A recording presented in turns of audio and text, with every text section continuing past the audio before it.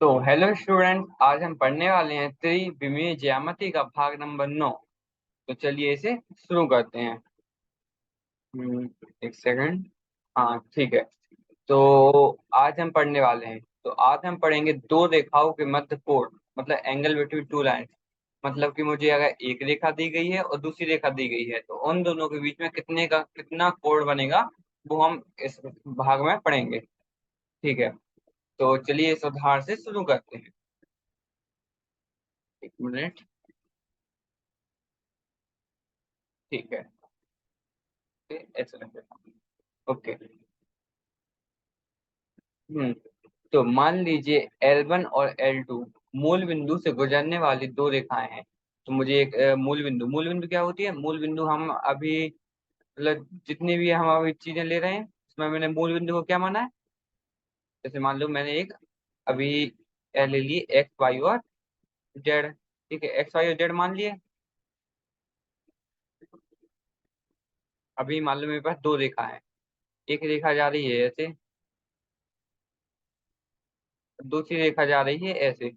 मतलब कि दोनों रेखाएं मूल बिंदु से गुजरने वाली है। मूल बिंदु मेरे पास ओ है। ओ हमारा क्या है? ओ है हमारा 0,0,0,0। ठीक है, 0,0,0,0,0 पर हमारा मूल बिंदु है, और इसी मूल बिंदु से हमारी L1 तथा L2 जो भी दोनों रेखाएं हैं वो गुजर रही हैं। तो L1 तथा और L2 मूल बिंदु से गुजरने वाली दो रेखाएं हैं, जिनके दिग अनुपात क्रमांक A1, B1 और C1 तथा A2, B2 और C2 है। ठीक है, तो यहाँ पर हमें दिया गया है, मेरे पास जो L1 है और जो L2 है, उन दोनों के दिग अनुपात दिए गए हैं। ठीक है, दिग अनुपात दिए गए हैं। पहली लाइन के मुझे दिग अनुपात दिए गए हैं A1, B1 और C1। दूसरी लाइन के दिग अनुपात मुझे दिए गए हैं A2, B2 और C2। ठीक है, तो मुझे यहाँ पर दोनों लाइनों के दिग अनुपात दिए गए हैं। तो पुनः मान लीजिए L1 पे एक बिंदु P और L2 पे एक बिंदु Q है। तो मेरे पास L1 जो लाइन है, देख लीजिए, यह है मेरी L1 लाइन। ठीक है, और यह रही मेरी L2 लाइन। तो L1 लाइन पे एक बिंदु P है, यह रही मेरी बिंदु P, और L2 लाइन पे एक बिंदु Q है। चलो, इनको भी हमने मान लिया है। आकृति 11.6, 11.6 आपके सामने है आकृति। तो कि दिए गए सदिश ओपी और यूटी पर विचार कीजिए। तो मेरे पास एक ओ है, ओ जो कि मेरी मूल बिंदु थी। वहां से मैंने ओपी और ओ क्यू दोनों जो भी हमारे पास रेखा आई हैं, उन पर बोला जाएगा, उन पर विचार कीजिए। ठीक है, तो मान लीजिए कि ओपी और यू ओ क्यू के बीच न्यून कोण थीटा है। तो मेरे पास यह लाइन L1 है और यह L2 है, और यहाँ पर O है। तो और यहाँ पर मैंने एक बिंदु P मान ली है और एक बिंदु Q मान ली है। और जो OP और OQ दोनों बिंदु बन रही है, इनके बीच का जो कोण है, भाई मैंने थीटा मान लिया है। ठीक है, अब स्मरण कीजिए कि सदिशों OP और UOQ के घटक क्रमांक A1, B1 और C1 तथा A2, B2 और C2। इसलिए उनके बीच का कोण थीटा, थीटा हम कैसे निकालेंगे? अब थीटा, ठीक है, मैं आपको थीटा निकालने की दो प्रक्रिया बताऊंगा। तो आपने अभी जो पिछला भाग है उसमें आप दो तरह के पढ़ के आए होंगे, जो कि वेक्टर को हम, मतलब गुणांक, वेक्टर का गुणांक कैसे करते हैं। तो जिसमें आपने अदिश गुणनफल और सदिश गुणनफल पढ़ा होगा। तो ठीक है, अदिश गुणनफल में क्या था? यहाँ पर मैं एक वेक्टर है, उसमें बीच में डॉट लगाते थे। ठीक है, ए वेक्टर डॉट बी वेक्टर क्या था हमारा? ए बी कॉस थीटा के बराबर। ठीक है, यह था हमारा अदिश गुणनफल। और अगर मैं सदिश गुणनफल बताऊं तो वह था हमारा ए गुणा बी बराबर ए वेक्टर बी वेक्टर कॉस, यहाँ पर साइन आता है, सॉरी, साइन थीटा। तो हमें यहाँ पर अदिश गुणनफल की मदद से एंगल निकालने में, मतलब जो भी हमारा कोण है उसे निकालने में बहुत आसानी होती है, क्योंकि यहाँ पर मुझे ए बी cos थीटा, मतलब आपको पता होगा कि जब हम दो वेक्टर, दो जो हमें सदिश दिए गए हों उनका सदिश गुणनफल करना पड़ता है, तो मुझे ऐसी कोई डिटरमिनेंट वगैरह बनानी पड़ती है और इनका गुणा करना होता है, तो वह थोड़ा सा कठिन हो जाता है। इसलिए हम अदिश गुणनफल का ही प्रयोग करते हैं दो सदिश के बीच में कोण प्राप्त करने के लिए। ठीक है। तो और यहाँ पर मैं याद दिला दूं कि उनका गुणा कैसे करते थे। जैसे मेरे पास एक ए सदस्य है, एक बी सदस्य है, उन दोनों का गुणा कैसे करेंगे। ए सदिश बी सदिश, इन दोनों का परिमाण, परिमाण निकालना आपको पता ही होगा, जो कि आता ही होगा, आप सदिश बीजगणित में पढ़ के आए होंगे। उसके बाद हम करेंगे cos थीटा, मतलब कि उन दोनों वेक्टर, उन दोनों सदिश के बीच में जो भी हमारा कोण बन रहा था वो है थीटा है, और उसका हम cos निकाल देंगे तो cos थीटा आ जाएगा। तो उन दोनों का गुणा किया जाएगा तभी हमारा अदिश गुणनफल आएगा। क्या है हमारा दिया गया है चैप्टर 10 जो कि सदिश बीजगणित था, उसके सेक्टर नंबर 10.6.1 में, तो आप वहां से जाकर जो देखिएगा। ठीक है। और फॉर्मूला हमने कौन सा यूज किया है। जैसे मान लीजिए मेरे पास ए1 है, ए वेक्टर है और बी वेक्टर है, दोनों हमारे पास सदिश दी गई हैं। ठीक है। इनका गुणा हम कैसे करते हैं। मान लो मेरे पास ए के दिग अनुपात क्या है, A1 B1 और C1। ठीक है। और बी के क्या है, बी के A2 B2 और C2। तो इसके कैसे निकलेंगे, इसके हम करेंगे A1 का A2 के साथ गुणा, फिर जोड़ देंगे, फिर करेंगे B1 का B2 के साथ गुणा, फिर जोड़ देंगे, इसके बाद करेंगे C1 का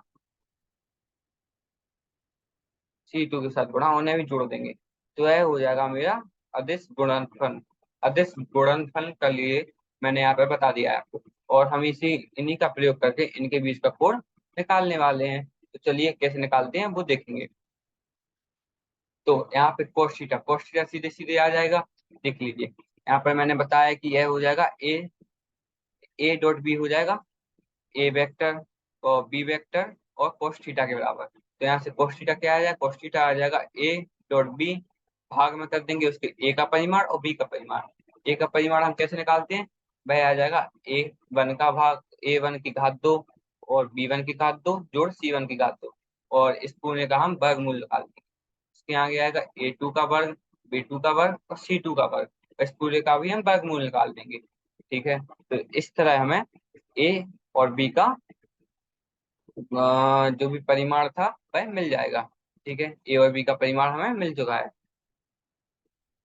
जैसे ही मुझे ए और बी का परिमाण मिला, अब यहाँ से एक cos थीटा हमारा आ गया था। cos थीटा आ गया था क्या, ए सदिश डॉट बी सदिश, और इसका भाग करना था हमें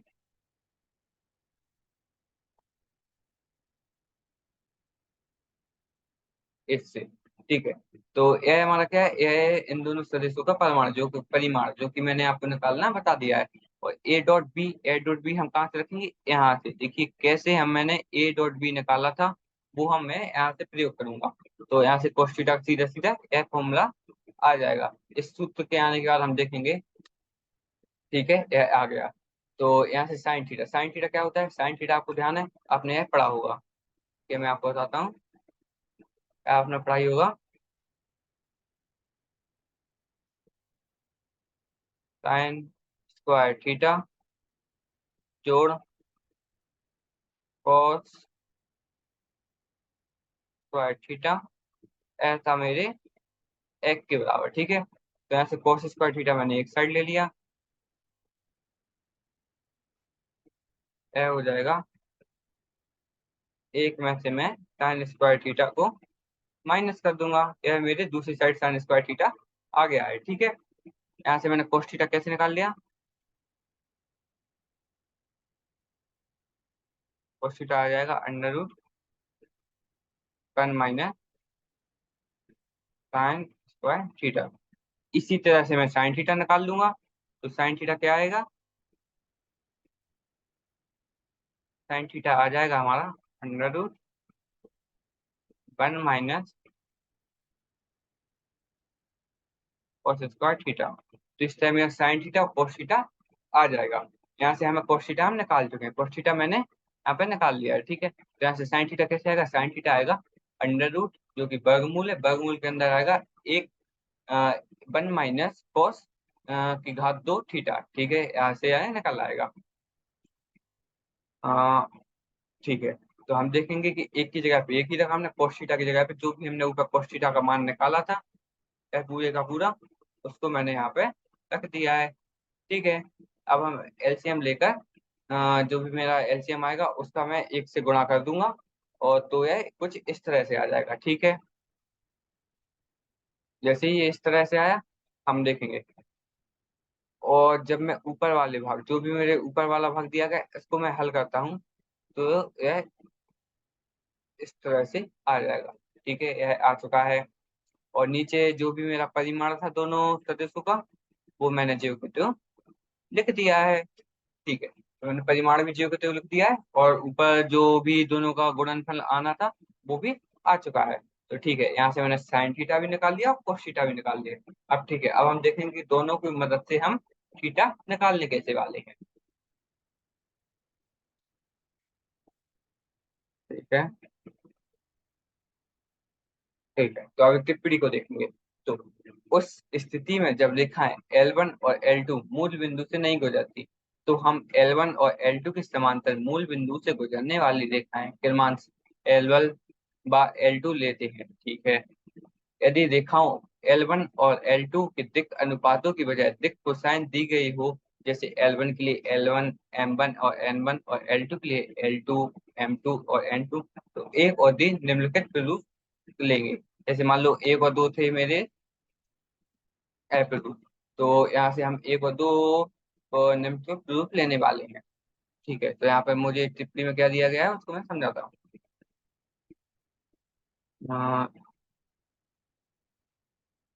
जैसे मेरे पास यह हो गया बाई अक्ष, यह हो जाएगा जेड अक्ष, एक्स अक्ष अक्ष, तो ठीक है, यह है, इसको मैं एक्स मान दूंगा।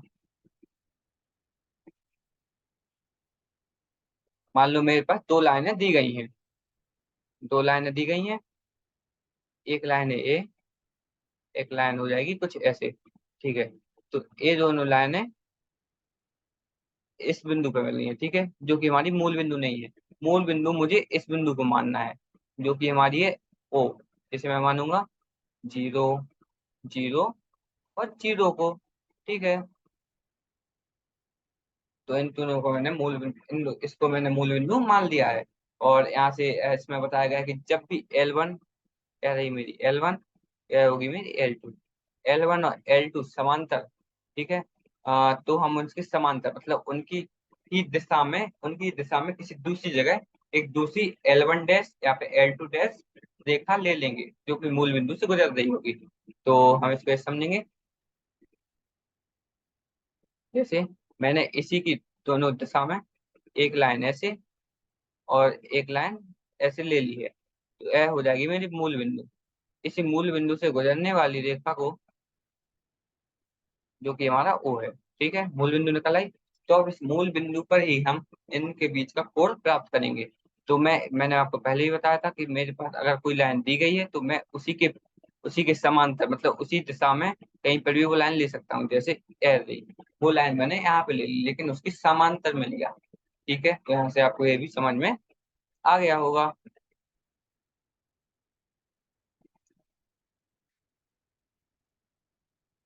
ठीक है, तो अब आगे देखेंगे, तो एक कर देता हूँ, ठीक है।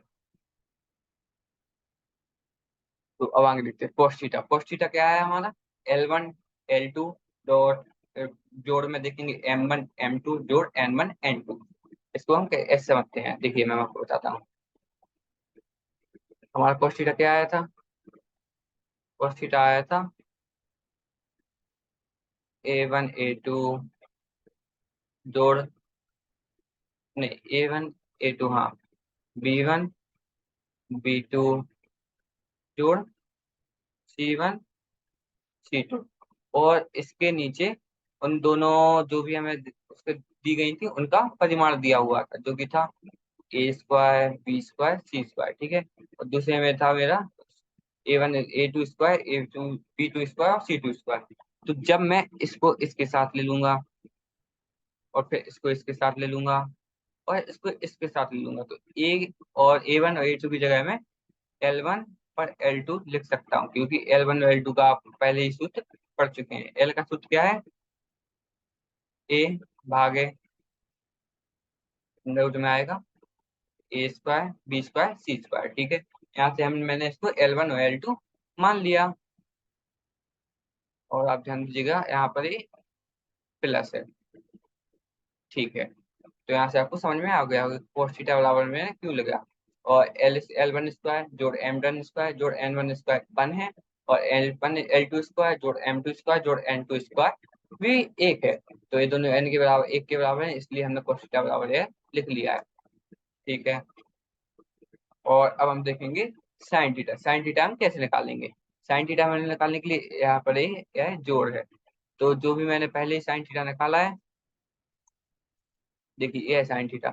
इसमें मैंने A1 की जगह L1 और B2 की जगह N2, इस A1 की जगह L1, A2 की जगह L2 और B1 की जगह M1, B2 की जगह M2 और N1 की जगह C1 और N1 और C2 की जगह N2, ये सब रख दिए हैं। और नीचे का आप मैंने पहले ही बता दिया है, तीनों में बट जाएगा, तो वही इसी वजह से हम L1 L2 और L3 लिख पा रहे हैं। ठीक है, तो यह आ जाएगा। तो अब यहाँ से हमारा साइन थीटा भी आ गया और cos थीटा भी आ गया। अब हम देखेंगे कि क्या क्या कंडीशन बन सकती है। तो दिक अनुपात हमारे A1 B1 और C1 निकल आए हैं, और A2 B2 और C2 भी निकल आए हैं। तो अगर थीटा 90 है, मतलब कि थीटा 90 होने वाला है। थीटा 90 कब होगा? या तो थीटा 90 होगा हमारे, तो cos थीटा 0 हो जाएगा और साइन थीटा 1 हो जाएगा। साइन थीटा 1 करेंगे तो देखिए ये बहुत ही थोड़ा कठिन सा आने वाला है, तो इसको हम प्रयोग में नहीं लेंगे। अगर मैं cos थीटा को 90 रखूंगा तो यह 0 हो जाएगा। तो यहाँ से L1 L2 M1 M2 जोड़ N1 N1 N2 यह 0 हो जाएगा। ठीक है, यहाँ से समझ गए होंगे कि यह 0 कैसे आया है।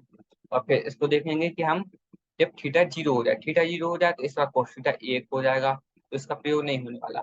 इस बार हम साइन थीटा को 0 करेंगे, साइन थीटा 0 हो जाएगा। 0 डिग्री पर साइन थीटा 0 ही होता है। इसको 0 किया तो यहाँ से आप देख सकते हैं L1 M2 कोई भी अक्षर आप देख सकते हैं, मतलब 0 से कम तो नहीं होने वाला, मतलब सबको 0 ही होना पड़ेगा। L1 M2 minus L2 M1 यह हो जाएगा मैं 0 के बराबर। तो यहाँ से मैं क्लियरली लिख सकता हूँ L1 M2 बराबर L2 M1। ठीक है, इसके बाद आ जाएगा L1 बाई L2 बराबर M2 by M1 by M2। मतलब आप देख सकते हैं जितने भी हमारे पास सदिश आएंगे, मतलब जितने भी हमारे पास डायरेक्शन रेशियोज जो कि दिग अनुपात से वो निकले हैं, वो सभी एक दूसरे के प्रोपोर्शनल है। मतलब कि A1 भागे A2, ठीक है, आप सही से लिखा नहीं है, A2 भागे A3 और C1 भागे C2। ठीक है, इस तीनों को पैरेलल में है। अब आपको जब भी देखना हो कि दो वेक्टर दो दो सदिश दिए गए हैं, उनके बीच में थीटा 90 है, तो आपको A1 A2 डॉट जोड़ B1 B2 जोड़ C1 C2 को 0 कर देना है। उसके बाद जब भी थीटा 0 दिया होगा, तो आपको A1 भागे A2 B1 भागे B2 और C1 भागे C2 को बराबर कर देना है। तो यहाँ से आपको पता लग जाएगा। ठीक है, अब आगे देखेंगे। तो अब हम दो रेखाओं के बीच का कोण ज्ञात करेंगे, जिनके समीकरण दिए गए हैं। यदि उन रेखाओं R बराबर A डॉट लेमडा बी और A R A dot mu B के बीच का न्यून कोण थीटा है, तो इनका न्यून कोण हम कैसे निकालेंगे? तो उनकी बस हमें A1 और A2 से कोई मतलब नहीं, हमें केवल B1 और B2 को लेना है। तो B1 का और B2 का हम डॉट डॉट प्रोडक्ट करेंगे। यहाँ पर मैंने सीधे सीधे डॉट प्रोडक्ट कर दिया है B1 और B2 का, और फिर B2 और B1 के दोनों के परिमाण से भाग दे देंगे, यह हो जाएगा मेरे cos थीटा के बराबर। इसी तरह A1 B1 और C1 दिया गया है, और A2 B2 और C2 दिया गया है। इनका भी हम इनको सदिश मान लेंगे, तो और A1 A2 B1 B2 और C1 C2 को जोड़ देंगे, तो वह मेरे B1 ऊपर आ जाएगा, और इन दोनों का जब हम परिमाण निकालेंगे तो वह नीचे आ जाएगा, और वह भी हमारे cos थीटा के बराबर हो जाएगा। तो मुझे cos थीटा दोनों में पता चल गया, तो यहाँ से मैं थीटा निकाल सकता हूँ। तो देखिए cos थीटा मैंने बता दिया कि जब भी इस तरह का दिया हो तो मुझे क्या करना है, A1 A2 जोड़ B1 B2 जोड़ C1 C2, इसको ऊपर रखना है और नीचे रखना है A1 का घात 2 जोड़ B1 का घात 2 जोड़ C1 का घात 2, मतलब कि हम मुझे दोनों के परिमाण को रख देना है। तो इस तरह मुझे यहाँ से cos थीटा पता चल जाएगा। ठीक है, तो आज हम दो रेखाओं के बीच के मध्य कोण को पढ़ चुके हैं। तो और देखिए, तो आगे हम क्या पढ़ेंगे, तो आगे हम पढ़ेंगे उदाहरण नंबर 9, उदाहरण नंबर 10 और दो रेखाओं के बीच में मध्य की न्यूनतम दूरी, मतलब कि दो रेखाओं जब हम दो रेखा में जब दी होंगी तो उनके बीच की हम न्यूनतम दूरी को पढ़ेंगे। तो ठीक है, तो आज के लिए बस इतना ही रहने देते हैं। धन्यवाद, मिलते हैं अगले लेक्चर में।